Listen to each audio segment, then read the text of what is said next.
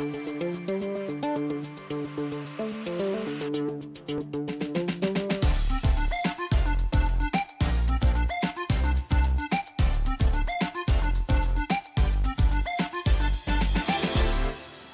back, Raghu. Thank you. Let's talk about a little bit about in Bangalore, which all musicians did you meet and get influenced by? Yeah, probably the guy who sits on top of the list is Bruce Lee Money from Thermal and a Quarter. I spoke earlier about how he contributed to then bassist of Thermal and a Quarter, Rudolph David, Rudy. These two guys were responsible for me to kind of get back to music after a small break. My earlier band Antaragni broke up, and it was very devastating emotionally for me. And I thought, this is it. I don't want to do this anymore, And I had quit music, and I had just got married also at that time. This was before your album? Yeah, before my album, 2005, because it was 15 days before I got married. My band broke up. So actually the biggest regret is that I zombied through my wedding. I didn't know what was happening, except the fact that I knew this girl I'm marrying. Everything else is a blur. I was just not in that moment. I was that broken. And I quit music for almost 7 months. And one day my wife, I think she must have got frustrated seeing the way I am. I think she secretly spoke to Bruce, saying, why don't you come and doodle sometime and meet him. So some conversation that happened, and we met at our house, some party happening, Bruce was invited. He started playing something and he said, come and sing something. And that's when I realized that it doesn't really matter who is playing with me. I don't have to get stuck with 3-4 people and say this is my band and this is how it's going to be and my music is only about them, and if they are not there tomorrow, my music journey ends here. Things like that. And then most of the bands or the guy who actually has the big idea in the band always feels that, emotionally he wants the guitarist to stick to him, emotionally he wants the drummer, we are a family, we should do it together, stuff like that, And then, but at the same time, since it's his idea, usually he's spearheading everything and then probably making all the decisions also, which kind of alienates the rest of the guys. And it's not truly democracy that way. and trust me, democracy doesn't work anyway. In a band. Somewhere somebody has to take the charge and then lead everything and then still be able to gulp the fact that everybody has equal share in it. But that, I think at that time of point, I couldn't take it anymore, and I dissolved it myself, and I still was the broken one. So, and then we did a small tour, a gig in Himalayas. A friend of mine who organizes these, tours, asked us to come to this place in Sonapani and then can you perform for this? And I didn't have a band then. So I remember Bruce then. And Bruce put me across to Rudy, and then I asked Rudy. And then I had also met a percussionist called Siva from Chennai. So 4 of us traveled and we played this gig. And that particular trip really gave me the confidence that from now on I don't have to get stuck to one set of musicians. So that day, that was the turning point and then birth of the Raghu Dixit project. I decided I'll just collaborate with musicians who want to work with me, and I know whom I want to work with, and not be so hard about getting stuck, and instead let them be as long as they can be, and then move on. So you don't have a fixed team of people? I would love to have a fixed team. Even to this day, I will still believe that I would love to have a fixed team. But it's not possible. Marriages don't survive these days. And forget bands. But does it affect your music in some way? Because every time you have to teach the same things to new musicians? Yeah. I mean, that way, I think I've lost 5 years of my life training new guys, everything. But it's worth it. Because you see the same songs. I mean, being textured differently by different musicians. It's like I say, it's like watching your kid wear different dresses every day, and then you put a new dress. Hey, it's the same baby, but for you, it's like a whole new world. For me, that's what happened when certain songs I play, like Amber, for example. The solos, when the musicians add their flavor to it, it just becomes a brand new song for me every time. Things like that. So I think somewhere it is now become a necessity for me to keep jamming with new musicians. And while I'm working with a set of musicians, I'm also almost always looking out for other musicians to see if there is a new sound I can bring about. And only now I think I'm confident that I can provide. And it is very important to get that sense of understanding that you are responsible for 5 more people in a band. And if I can afford them a lifestyle that they really want to, because somewhere while you're kind of achieving your dreams, you should also be able to provide in such a way that their dreams come true, and only then I think they stick to you. I think that way I've learned through hard through kind of experiences, tough experiences, when the best musicians whom I really nurtured and took care of, kind of suddenly left to whatever, do their own thing.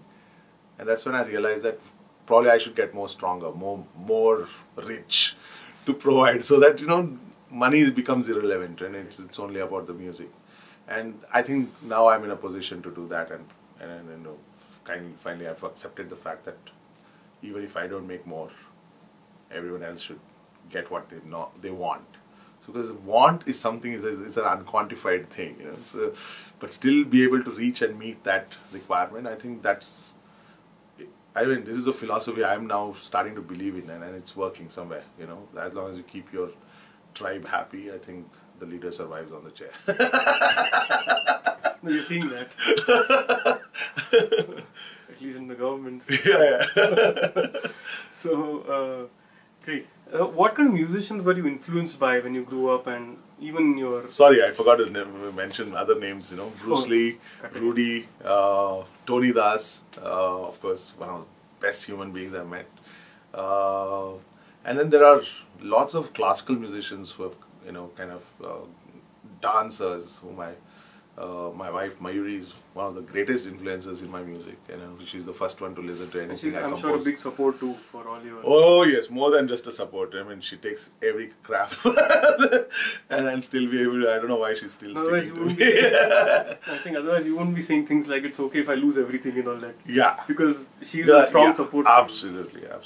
Beyond everything, and that I think every artist deserves to meet that one mate who will, because be with you all the time. Yeah, and it's very difficult for a non-artist to understand even the psyche and the kind of ridiculous lifestyles we lead and ridiculous demands and mood swings we go through. So yeah, that way Mayuri has been a great cushion. So there have been amazing musicians. There used to be Konark Reddy, for example, who is a great musician for me. Lots of musicians whom I worked with, Vijay Joseph, Wilfred Demos, Siva, Darbuka Siva, for example, percussionist drummer, who actually introduced me to a lot of world music. And I started listening to music beyond what was readily available in the stores, I started digging into music that was not available and find those incredible gems. So my inclination towards world music really was from Darbuka Siva. And currently my lineup, for example, AJ is Achyut Jayagopal is just 19. And there's Gaurav, of course, who became my manager eventually. I met Gaurav. Gaurav was the first musician I recruited into my band lineup of the Raghu Dixit project. Gaurav, I met him in a coffee shop.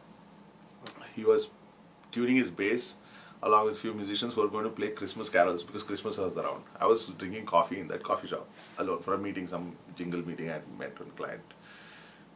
And because he was tuning his bass, I thought he must be good. That's my popular joke about him. I just dig at him every time I want it. So anyway, so I went up to him and said, look, I'm looking for musicians. And he knew me. We knew each other. He was leading a band called Phenom then. And then yeah, we jammed. He got into the band for about a year and a half. He would tour. He was also working as a software engineer. And he would almost always be working. It was gig time, he would play, and then again he got back to the laptop and working and sending work back to his office. His office was very, very supportive of his touring. And eventually it got maddening. We started touring quite a bit. We did Southeast Asian tour. By 2008, our album was out and we were touring quite a bit, international touring also. And Gaurav was always full of ideas then and now. And he was always the guy who would come can I do this for you? Can I just book the tickets for you? Can I take care of the logistics and stuff like that? We started dividing work amongst us, and I realized at a point that I'm only good at what I do as a musician, and he's great at management.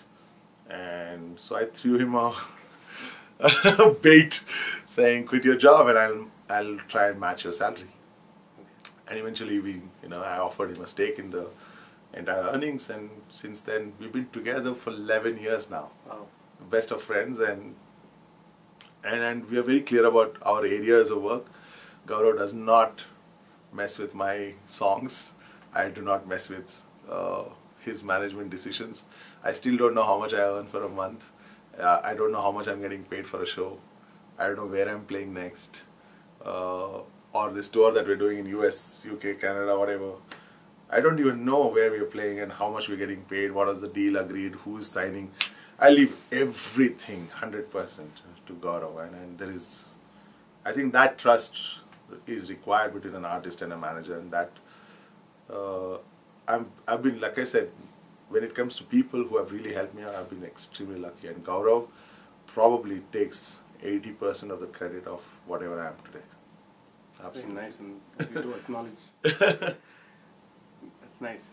Yeah. So, Raghu, as a musician, from the first song you kind of played and recorded and stuff, yeah. How have you grown as a musician over the last so many years? What has been the change in you? That's a very tough question, because I still know the same few chords that I learned first.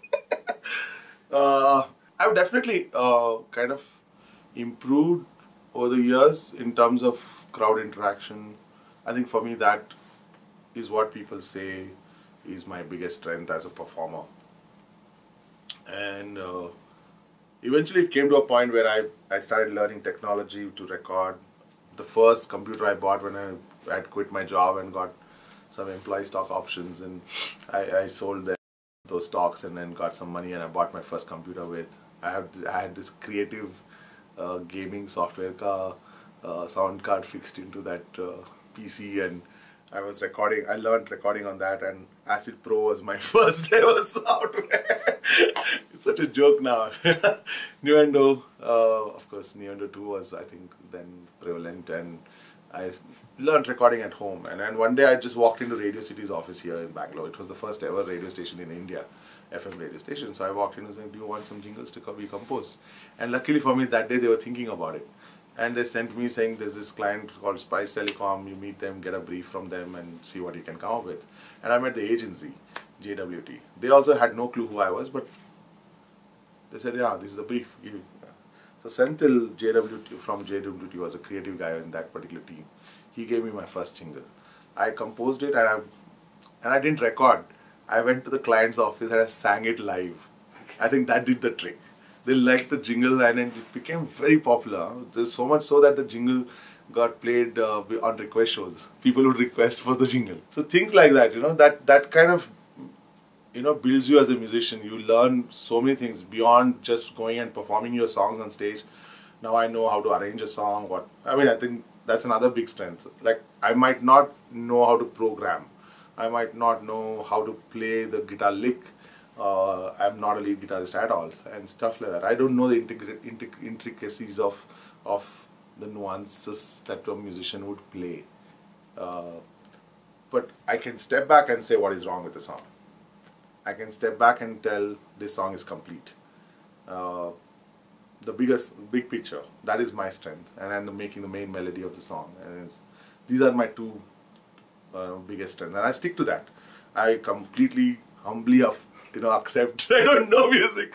I think it helps because I don't meddle with guys who know music, and then I let them take the lead and help me out, and I accept the fact that I am here only because of those musicians, not because of it's just that I'm better looking and I put my name to the songs, but otherwise the songs it's a contribution from lots of musicians. Yeah.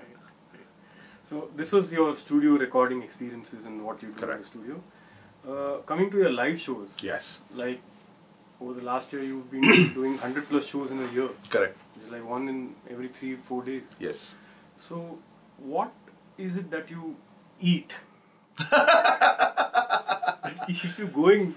Because it's not just playing a CD and miming over it, you know. Yeah. You're playing live and singing Yeah, live. yeah. You need to rest your Yeah. voice, traveling, eating outside food every second, third day. Yeah, You know, zoning out between even cities in India. Correct. Forget outside. correct. What is it that number one keeps you going? Obviously, it's your passion, but otherwise, what is it that you do? I really don't do anything, Okay. honestly. Okay. One thing I've done about voice, I mean, I find it, of course, each body type is different, and every vocal cord muscles are different, and you can't really contest this explanation. Where some musicians actually do not take oily foods, they make sure that they eat only certain kind of food and they don't drink cold water, etc. Whereas I have exposed my voice and vocal cords to every kind of crap, and I think somewhere I've built that immunity, and also the fact that I sing full blooded. I don't really sing from my throat. I sing from my whole body. I put my whole body behind my voice, and as everybody thinks, I have a microphone naturally fixed in my body somewhere. So I think it's also my singing technique. But having said that, my health has really deteriorated. Like my blood pressure is like always high, and somewhere I'm not taking care of myself, and it's very difficult to take care of myself in the sense I cannot have fixed time of sleep.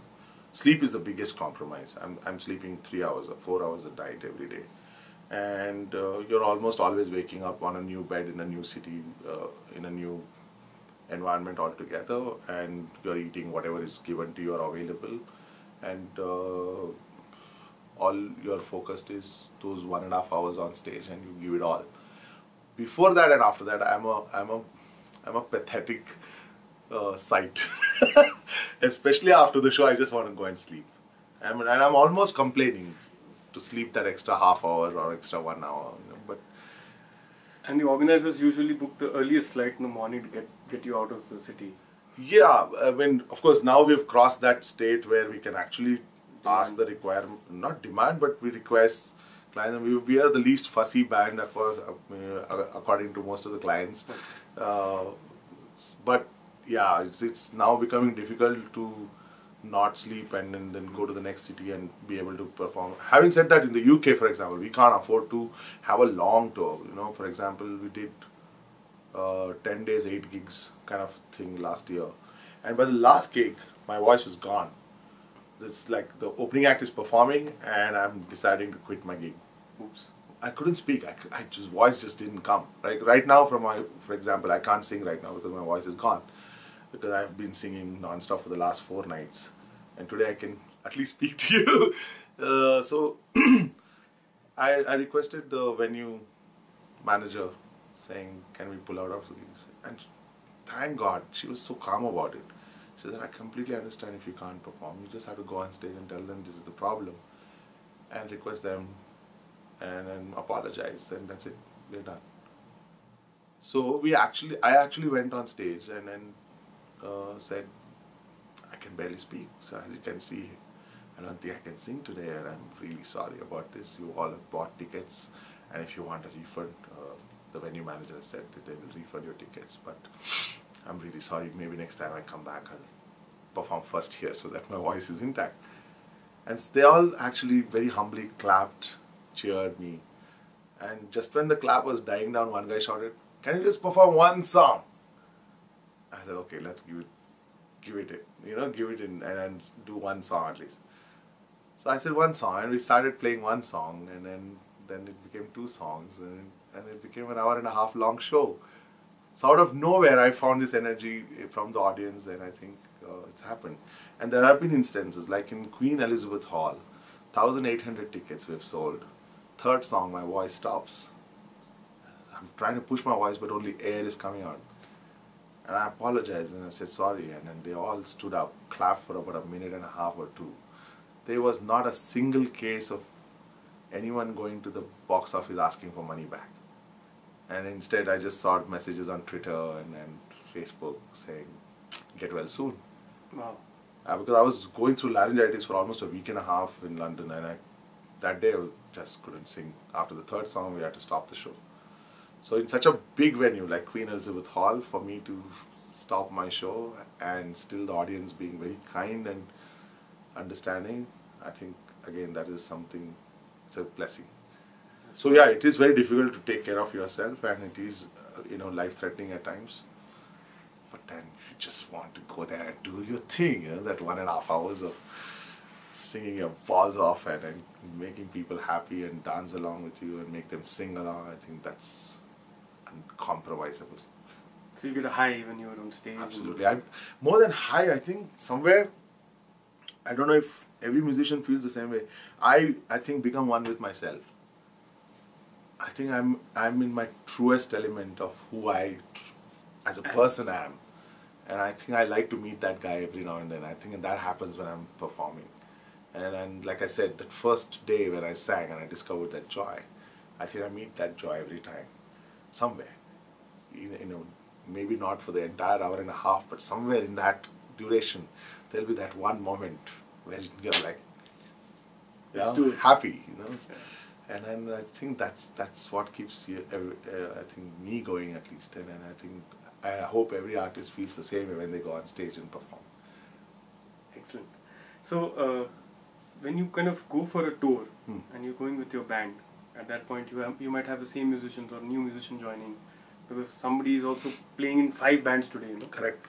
So it's very necessary to do that. Sometimes dates clash, so you need a replacement. Yes. So do you do rehearsals on the day of the show, or generally this keeps on happening? Normally now, it's come to a point where I take a commitment from musicians, because I don't want in the middle of a hectic touring season suddenly one guy ejecting out and that's one of the reasons why most of the recent musicians have quit, because they've started something on their own and then there are days of clashing, and then see, I'm building a sound, not just making songs and performing and making money out of it. I'm not a Bollywood singer who is okay to sing along as long as there is a band of musicians playing exactly the way CD is playing. Correct. For me, I'm building a sound, I'm building something that is unique to myself, and it is probably an extension of my personality and everybody else's personality coming together to form a unique sound. And that needs some certain amount of time of commitment, and that sound has to grow and then into a full sound and blossom, and only then you start touring. To build that, I'll need certain amount of commitment. So now I'm kind of insisting on first priority commitment. As if you're free on that day and if you get some other gig, go ahead and do it. But if you're already booked for some other gig and then I get a gig on that day, you will give me the priority. Right. And to get that kind of commitment, yes, I have to pay double. I'll still do it. It's because it's not about money, it's about actually building a sound. So now I think we've arrived at a lineup which is truly aware of the vision and are ready to contribute and commit themselves into it. So finally we've arrived there, and it's going good. Great. So is your playlist the same in your shows, or do you change the sequence of songs? Oh God, the dirty question. Yeah, I mean, I'm guilty there. I think our playlist has been stuck in a rut right now for the last year and a half. And we have new material, and we are now shaping them all and experimenting with the new list in the UK tour. US UK tour, and then once we come back and the season starts here in September, I think people will get to listen to. And we've tied up with some great things now, and for example, Savan.com has tied up with us, and we've committed them a song every month. Wow. A new song every month being produced here itself. Which you can use in your tours. Yeah, absolutely. It's just that they are funding it, and we are producing it for them, but the songs will still remain ours, and they will help promote it. So the idea is for Savan also to get into indie music and then put impetus into it by funding it and making great songs and have a great collection of songs coming out of indie music. I think that's a great step from Savan. And I'm glad that it chose us as one of the bands that they're working with. So there will be a lot of collaborations on that also. It's not just going to be the Raghu Dixit project, but we'll probably collaborate with some incredible musicians abroad. Bring all our experiences together into making a unique song every month and putting it out with a music video also. So yeah. I have to lose weight. And take care of your voice also. Yeah, take care of my voice, yes, big time. You spoke about indie music, which is Yes. now becoming a trend. Thankfully, we have channels like MTV Indies. We have YouTube, which is actually a platform for independent True. music. No, the circumstances when I started with and what are today are completely radically different. There's absolutely. But having said that, it's not become easier, or it's not become more difficult either. In spite of these online platforms? Yeah, I think what has become very easy is that every artist can now reach to his or her target audience directly without any middlemen. Right. Which was the only path we had to take when we started off. And having said that, there's also so much clutter online. There's even I get about at least 8 or 10 messages on Facebook or on email saying this is my new song, please listen to it, promote it, help, share it on your wall, etc. etc. When I truly do like somebody, I don't even have to be asked to share them. These are the songs that I like, I immediately share it myself. But then there are guys who will insist every day. I will then tag you in every post. Then I'll become a bad person and all that. Oh, this guy has too much effort. You get tagged on. I get tagged on, but I don't mind getting tagged. It's okay. But when they say share it, I really have to believe in it. I really have to like it. So you do listen to... I do listen to everything that is sent to me. I make it a point. I'm sorry if this video makes it from 8 to 80. So absolutely, no problem. So most of the time, it's either morning potty time. I listen to all the emails that I get to. I mean, most of the music. It's a good time to spend. Which is a good time to listen to music. Or if I'm traveling. Traveling is a great time because I travel so much. I get to listen to most of the music I haven't heard. So these are the moments I grab to, or even demos that I get sent by musicians or singers. These are the times that I get to listen to music. But I think, having said that, like I say, and even Gaurav advises, Gaurav is a great guy to talk to about music actually, about especially about how to market one and then get ahead and get out there rather. Is that you have to treat this so-called music profession like any other profession. If you were, say, studying for engineering, you would study day and night to get across that exam and whatever, entrance exam first and then the actual exams to become an engineer. And then when you're working as a software engineer, you do wake up at 7 o'clock to beat the traffic and get to office before 9 o'clock swipe time. Then you will work as long as it takes just because you are waiting for that appraisal to give you that 10-15% hike, right?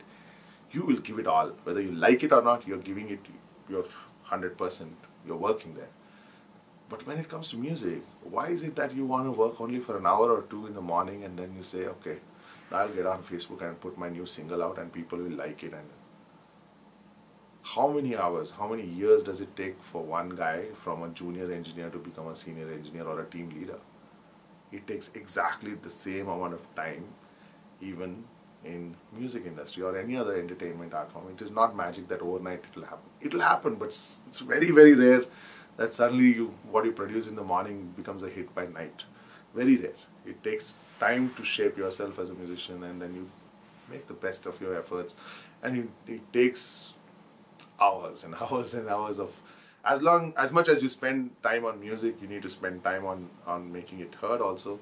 So you eventually... either you do it yourself or get somebody who will do it for you. Like I've got Gaurav to do it for me. I don't know how 99% of the things that he can think, I can never do that. So I need his help every time. So things like that. So today's musicians think writing one song is enough and one single release is enough to get out there and become famous overnight. But I would say write 60 songs first and choose the best 8. And release only one. and you don't have to worry about the next big thing. You have consistent songs to release across 8 months or 10 months. And then you can sustain yourself in the people's minds and hearts. And also while you're recording and releasing these singles and shooting great looking videos and you're looking like, best designer clothes, etc., etc., can you really perform them as good as it is live? Because today, there is no other revenue model but performing live. And if you cannot hold an audience for an hour and a half and entertain them and make them happy or send them back in a positive frame of mind or make them emotionally completely involved in your performance, then there's really no other way you can earn music but teaching music, which is not a bad idea. But most of the musicians are out there to be performers. That inside themselves, at the end of the day, they want to be on stage and perform. I have not met many musicians who say, no, I'm just happy being a teacher. You know, very few musicians have met who are great teachers, but they're okay with just being that. But most of the musicians become musicians because they want that attention. And if you want attention, you better deserve it. And for that, you have to be a great performer. So get out there. Like, for example, in my band, we have theatre workshops every 6 months. Okay. So this is just because most of the musicians are shy. You know, when they don't know how to get out of their skin and become visually appealing also. And when I say visually appealing, it doesn't mean you jump and prance around. It's about being yourself and an extension of the emotion of the song when you're performing. Your body language has to speak the emotion that you're playing on your instrument also. You know, you can't fake it. You can't close your eyes and just keep doing this and act difficult, make faces just because you're playing G chord only. You know.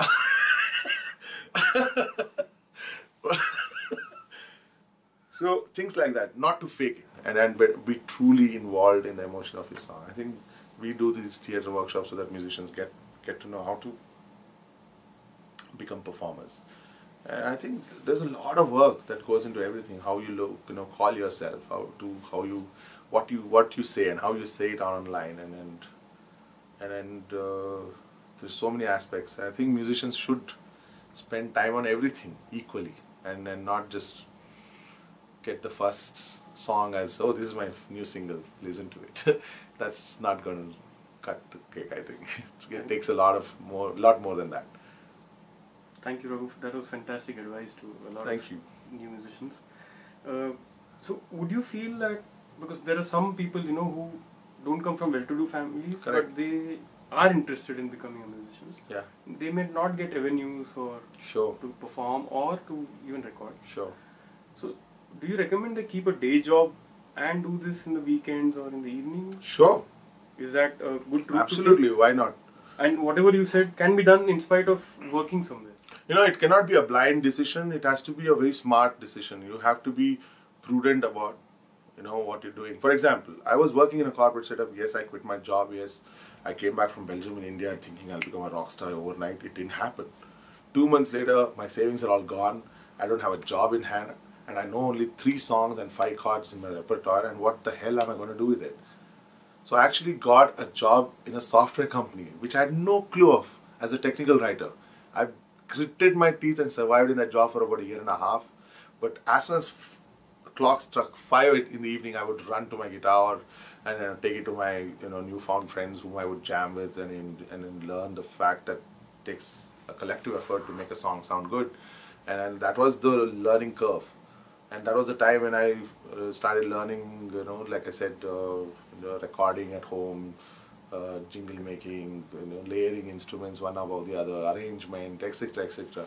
Though I didn't know music, I would go by ear. I still go by ear. But somewhere that phase, that 15,000 rupees a month salary that I was getting, took away the worry from where my next meal is coming from, and still kept me in the running, and kind of protected the joy of making music.